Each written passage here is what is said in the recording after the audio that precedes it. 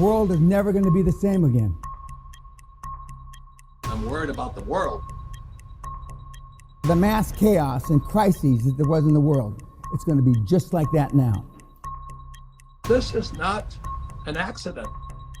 How long is it going to last? Longer than, even for those of you that have some cash in the bank, way past your cash reserves. Out of 100 people, 4 will get the message. This thing isn't going to be over in a few weeks. This thing isn't going to be over in a few months. Welcome back, ladies and gentlemen. This is the Bearable Bull here. And I got this aggressively average content for you today. As ladies and gentlemen, I continue to say the whole world is a stage. Look at this quote by Gary Gensler back in 2018, discussing Ripple's XRP.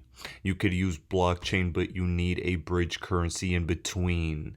That's a bridge that could be a stable value that's backed by the US dollar or the euro, or could be a currency like Ripple has as an alternative. Ladies and gentlemen, these are exact quotes from Gary Gensler, but we're looking at the world right now. We're looking at it as if he didn't even say this, as if he doesn't know what's going on. What's truly going on? There's a lot of politics, a lot of corruption. We all know it. We all understand. But one thing is clear to you and me. We have the best tech in the game. And it's going to win because it's necessary for this new system. And every single day it's being adopted again and again and again. Earlier today, Ripple posted that they're continuing to build momentum in the Middle Eastern and North Africa region with the first on-demand liquidity deployment in the Middle East. This is extremely important to note because during this lawsuit, with the distraction of the United States being a laggard in adoption, the rest of the world is going forward. Asia will be an early adopter. South Korea, Japan, Singapore, and others are ahead of the game. It's a transfer of power from the US all the way to the rest of the planet. The US dollar has given the United States a privilege in the world, but we are the most indebted nation on the planet. The privilege that us Americans have had, having the US dollar as the world reserve currency, has allowed our lifestyles to be nice, privileged, but we're all going to be in for a rude awakening because what's going to happen is the rest of the world is going to rise and we're going to fall to the mean. That's only the fact of the matter. And if you don't get that by now, you just ain't getting it. Ladies and gentlemen, XRP holders and crypto holders will be successful. But as far as the rest of the population is concerned, you should be very concerned for them. Now, let me pivot your attention over to some more positive news, specifically in the crypto space, as King Solomon pointed this out. Mastercard is rolling out crypto to millions of users via Bakkt. All the patents we found hold merit. Finstra, a RippleNet XRP partner, recently partnered with Bakkt for crypto 2 weeks ago. Ladies and gentlemen, the connections run deep. Ripple and XRP are underneath every single financial rock you look under. And all that means to me is they are ready to go. They are systemically important for this new financial system that's coming out of the other side of this crisis. Historically in crypto, we have 4-year cycles. But in my personal opinion, there will not be a 4-year cycle after this specific bull run is over within a couple months. What's going to happen is there's going to be a massive 70% crash, a collapse in the price, and then we need the utility to come and save the system. XRP is going through the SEC final boss for a reason. That's because it will be the first one given full-blown clarity to help stabilize the financial system. XRP was rebranded as on-demand liquidity to save us from a liquidity crisis. It's partnered with all the traditional financial institutions and central banks. That's not an accident. This is the ace and the powers that be sleeve that they're going to use when it's time. Now, guys, I do have to point out that in just 2 days, myself and King Solomon, we will be having a deep dive interview. The replay to this interview will be available on my Accidental Billionaire University website. That link is down on my website in the description below. And if you want to enroll, you can, as we have closed down group consulting sessions. We still have VIPs, and we still have access to the university where you have replays to previous interviews we've had. It is a very powerful resource, and I highly recommend you get in there, get prepared, and get educated. In addition, guys, one thing I do want to note before we move forward is that Lecture 148 is a Goliath bullrun warning that during this altcoin season could very well 10 plus X. I don't say that lightly. It's one of these cryptos that are very hidden, but at the same time have a lot of politics behind them. A lot of credible individuals behind them. And if they happen to do even half of what they aim to do, then they're going to take over. Ladies and gentlemen, that is Udemy Lecture 148, and that will be posted by the end of this video. Please take a look if you're interested in that as well. As now we're going to pivot our attention back to this Ripple SEC case and the corruption that Ethereum has had in all of this. Here we have an interview with the Ripple CEO and Ether's Joseph Lubin talking about Ethereum and their lack of transparency while Ripple gets penalized because of their transparency. This is very interesting, as towards the end you're going to hear one of the most incriminating things Joe Lubin has said about Ether. This is an absolute abomination, and this should grind everyone in the XRP army's gears. Please take a listen. But you do sell it regularly, right? Don't you sell it into the market? Transparent about that. How much do you sell? When necessary. Sure. And I think, look, I'm talking about transparency because I think for the whole industry to mature, we need to be transparent in the industry. Ripple, I think, has tried to lead by example with that. And I think there's other ecosystems that I have no idea what's going on in those ecosystems. And I don't think that's good for the whole industry. So I think that's bad for Ripple, too. The only interjection I have here is I find it interesting that Ripple is attacked for being transparent. Because we are very proactive and we put actually the next XRP markets report, which will be quarterly, will come out sometime into this week. But because we share that information and we're attacked for it, yet other platforms don't share that information, and so they are insulated from those same critiques and criticisms. I think in the dictionary that's called hypocrisy. I'm not 100% sure, but it's close. Is there any plan for greater transparency within Consensus in terms of how it deploys its Ethereum? Internally, sure. And, we're a private company, and Ripple's a private company, too. Absolutely. And transparency is important to us. But we also have to be strategic about information that we release. Ladies and gentlemen, that should piss all of you off. Lubin tries to come after Ripple and their escrow always selling. That Ripple escrow releases 1 billion XRP a month. They sell a little bit to develop the ecosystem and put everything back in. But Joe Lubin has no transparency when it came to Ethereum sales. He tries to justify it by saying they're a private company. Ripple's a private company too. XRP Crypto Wolf stated Ripple scores a major win as the SEC is ordered to explain how the Howey test applies to XRP. What is the status of Ether and Bitcoin and the sale of XRP as investment contracts? This is massive. But before we can continue with anything else, I need to show you the most incriminating thing that Joe Lubin has stated when it comes to Ethereum. They blatantly broke the law. They blatantly are not transparent. And these words are incriminating. Please take a listen.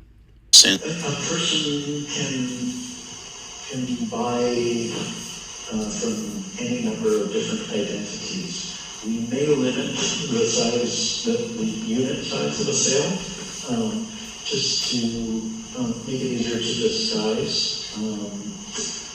Let's say if you're a whale and you want some privacy, you can buy 50,000 units and so nobody scares people with an enormous initial purchase. So if you are a whale, if you are planning on investing several million US dollars worth, then you can do that for multiple identities. Guys, that is literally illegal. Privacy for billionaires, privacy for whales, disguising your identity. You see, I don't think people understand that the internet exists and the access to information at rapid speed exists. Gary Gensler, that quote I stated about him in the beginning of this video, that's very telling. Joe Lubin, what he stated now, that's incriminating. Nothing's gonna happen to him. No. Nothing will happen to him. But it just goes to show we're shining a light on the corruption that happens with finances, financial markets, and money talks louder than words. One of the most frustrating things is how Mike Novogratz, he was literally Joe Lubin's roommate in college. He talks down on XRP, talks plenty of smack about XRP, yet owns Ripple equity, and probably owns some as well. There's information for the classes, and then information for the masses. And all I am, and this community is, we're individuals trying to decipher what the classes already know, for the masses who don't know. Now, ladies and gentlemen, we have this from Gold Telegraph. The SEC gets path to rein in stablecoins as US weighs new rules. The Treasury Department and other agencies will specify in a highly anticipated report that the SEC has significant authority over tokens like Tether. Surprise, surprise. Tether is a ticking time bomb. A lot of people tried to tell me 50% of Tether, the Tether claims have been dismissed. 50% of them are still on the table, getting investigated. The CFTC ordered Tether and Bitfinex to pay fines totaling $42.5 million. Clearly, there was wrongdoing and fraud here. Ladies and gentlemen, I will be having a massive deep dive into Tether as I think it ties into a lot of nonsense that's going on in the world today. Not just in crypto, but geopolitically. Please tune into that one as it's going to be powerful. But there's still plenty of things left to see. Let's see what the Department of Justice says about Tether. But at the same time, while we talk about stablecoins and the SEC's reign over them, we have to talk about a credible one. The reason is because one of our favorite cryptos, it's tapping in. We see that Circle announced enterprises need decentralized network that can perform at scale. And Hedera USDC is live today, enabling businesses to easily transact with USDC on the carbon negative decentralized protocol. using Circle APIs and services. Ladies and gentlemen, I didn't even know what the hell carbon negative was. Do they take carbon out of the damn atmosphere? Is that how powerful Hedera is? I don't even know. I've heard carbon neutral, but Hedera's carbon negative. Incredible. Regardless, and all jokes aside, we continue to see Hedera Hashgraph making way, infiltrating all these systemically important institutions and crypto infrastructure. Guys, the reason I talk about Hedera Hashgraph so much is because I have been an H-Barbarian since 1.8 cents. I have recommended it in my Udemy course since 1.8 cents. And I'm continuing to see all these developments play out in real time.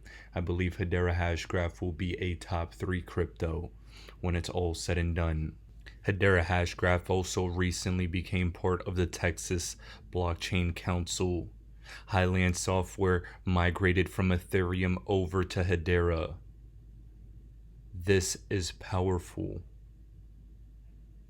Ladies and gentlemen, what we're seeing here is institutions, is a lot of different projects saying Ethereum does not fit the bill.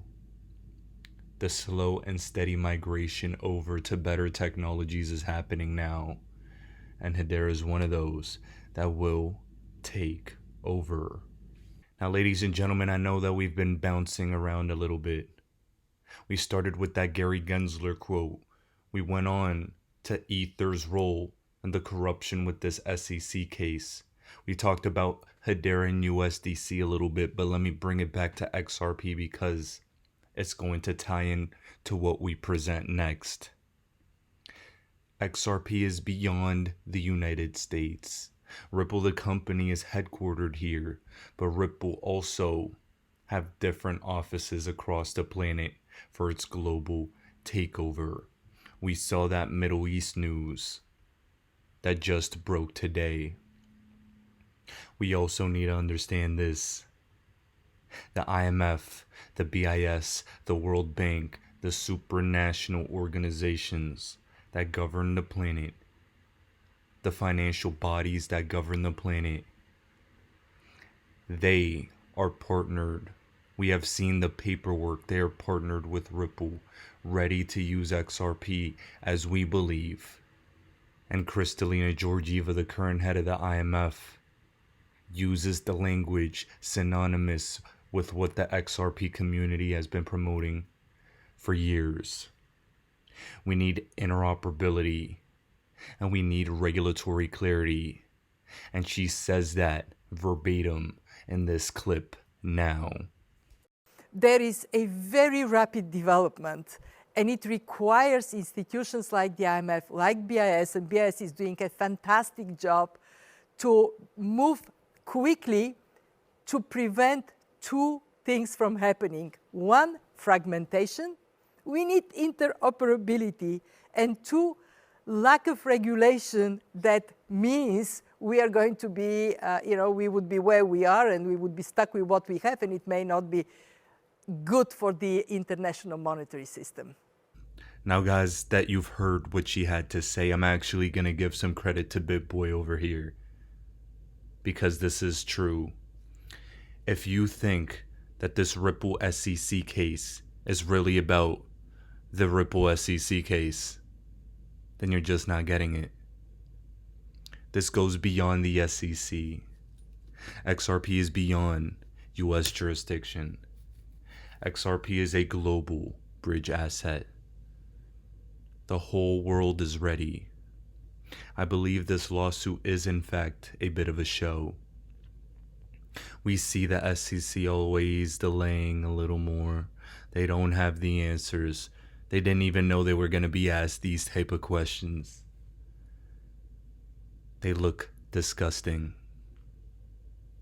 The reason I say all of this is to let all of you know XRP will launch when it's time to launch, but it will not miss the speculative portion of the bull run. XRP will hit, in my opinion, a minimum price of $10 this bull run, and we will have an opportunity to take aggressive profits.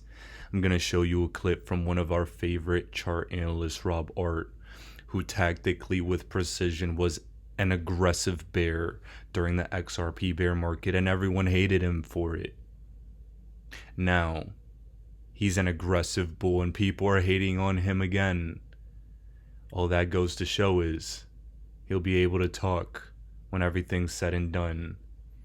He was bearish when everyone was bullish, and now he's bullish when everyone's frustrated. Please take a listen to ensure, give you all the confidence that we will hit these targets, in my opinion. What I'm trying to say is that we saw every single time how hard XRP pumped after these hardcore crashes when they happen. And the first time we went from 10 cents to 76 cents, then from 76 cents we crashed to 17 because of the SEC crash. Then from the 17 cents mark we went to $1.96. So as you see, these crashes are not something horrific in bull markets, and I believe we are in a bull market. I believe we're in the final phase of the bull market. What I mean by that is, again, I'm looking at the macro outlook, meaning that we got a few more months. So as much as I hate timeframes, I believe Q4 of this year, maximum Q1 next year, will be bullish, and then the horrendous crashes. Ladies and gentlemen, there seems to be a consensus going on here. We're entering the final stages of this bull run. We're waiting for Bitcoin to complete what it's going to do. Some people think it'll top out at 75K, other people around 90 to 100K. There are even others that think it could reach 120K and beyond. Regardless of that, what needs to be stated is we are entering this portion of the bull run where we wait for Bitcoin, and alts will suck in a lot of money Bitcoin takes in. The altcoins, in my opinion, speaking from my experience in 2017, will be where our lives change forever. Choose your horses now. Choose high quality cryptos, and if you want to speculate a little bit, you can as well. What I'm going to say is that profits, making sure you de-risk from crypto, those need to be taken, because one mistake I made during the peak of the crypto bull run in 2017, 2018 was not taking enough profits, thinking we were going to revolutionize the world right then and there, and then holding for 4 years. It took me down a very dark path of regret, knowing the impact I could have made for my family, and I didn't. Ladies and gentlemen, I'm not saying sell all your crypto, not even a vast majority of it, but sell enough to make an impact on your life. And with that comes the unfortunate reality of some taxes. Ladies and gentlemen, I'm currently working my best to try and legally not have to pay as much as possible. I also believe it would be smart to take the vast majority of your profits in 2022 to defer your taxes for another year. Now, I'm learning that for some countries, the tax year is different than in the United States. That is crazy to me. So I guess I'm only speaking to US residents here. Regardless, this is something I'm looking to do. But we saw a very scary proposal discussed by Janet Yellen just the other day about the potential taxation on unrealized gains. I want you all to hear the abomination of what was said out of this woman's mouth, and then I'll quickly respond and let all of you know what I think. I think what's under consideration is a proposal that Senator Wyden and the Senate Finance Committee have been looking at that would impose a tax on unrealized capital gains on liquid assets held by extremely wealthy individuals, billionaires. I wouldn't call that a wealth tax, but it would help get at capital gains, which are an extraordinarily large part of the incomes of the wealthiest individuals. And right now, escape taxation until they're realized, and often they're unrealized, and at death benefit from so-called step-up of basis. So it's not a wealth tax, but a tax on unrealized capital gains of exceptionally wealthy individuals. She stated there at the end, on exceptionally wealthy individuals. I expect everyone in this community to be exceptionally wealthy. And that is why this proposal makes me upset, because what's going to happen is it'll eventually trickle down to the middle class regardless. I do not believe a word they say, because they are known liars. Ladies and gentlemen, a tax on unrealized capital gains sounds absurd, and that will destroy anyone's ability to create wealth. That is frightening. That's something we need to keep an eye on. But just know, if that's the case, I'm going to claim on my taxes 10 unrealized children and write off all my capital losses. That's clearly a joke, but seriously though, I think that's going to be impossible to implement. And if they somehow figure a way to do that, then wealth creation in the US may be harder than it's ever been before. That is why this moment in history right now, with the assets and positions we've taken right now in these digital assets, that's why it's so massive.